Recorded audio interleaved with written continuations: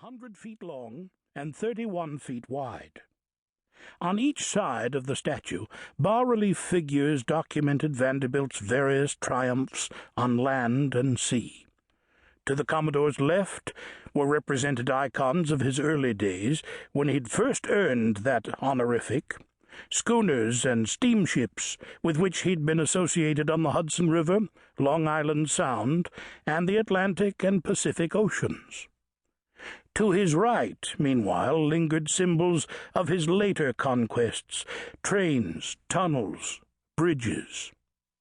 And at his feet lay a cacophony of engines, cables, anchors, and wheels.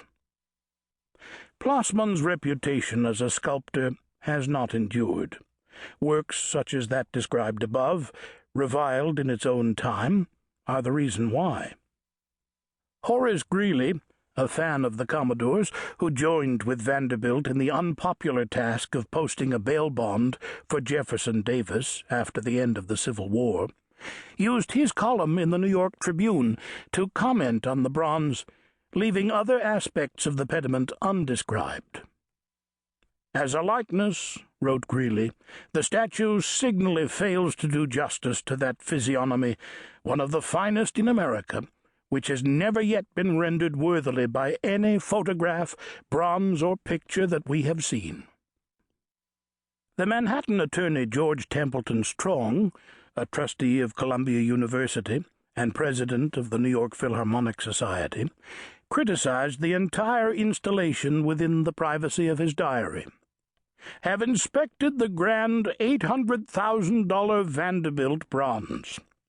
It's a miscellaneous billing of cogwheels, steamships, primeval forests, anchors, locomotives, periaugers, petty augers we called them when I was a boy, railroad trains, wild ducks, or possibly seagulls, and squatter shanties, with a colossal Cornelius Vanderbilt looming up in the midst of the chaos and beaming benignantly down on Hudson Street like a pater patriae, draped in a dressing gown or overcoat, the folds whereof are most wooden. As a work of art, it is bestial." A patrician from an old New York family, Strong saw Vanderbilt's loud tribute to himself as confirmation of the Commodore's vulgarity, self-centeredness, and lack of couth. After all, had not the installation been partially financed, with the acquiescence of the richest man in America, by funds raised through a public subscription? Strong also noted Vanderbilt's recent naming of a state-of-the-art New York Central locomotive after himself. The Commodore's painted portrait adorned the machine's headlights, a modern smoke-and-steel version of worshipful stained glass. Strong found equally repugnant the Commodore's advertised but ultimately unrealized plan to build a 625-foot-tall Central Park monument dedicated to celebrating the men he considered America's two greatest native sons, George Washington and Cornelius Vanderbilt. Strong personally knew Vanderbilt as a detestable lout who, in the lawyer's view, failed in every test of humanity other than the financial. Thus he thought Vanderbilt's comparison of himself with Washington nothing less than absurd.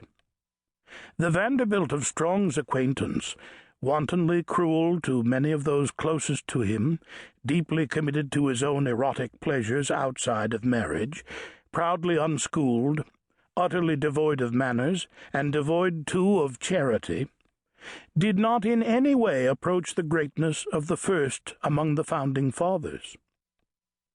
Vanderbilt's Scrooge-like parsimoniousness was especially damning. "Let them do what I have done," he said, with all seriousness, citing his own rise from nothing when asked to give alms to the poor. During 1872, Mark Twain addressed Vanderbilt directly on this topic in Packard's Monthly. "All I wish to urge upon you now is that you crush out your native instincts and go and do something worthy of praise. Go and do something you need not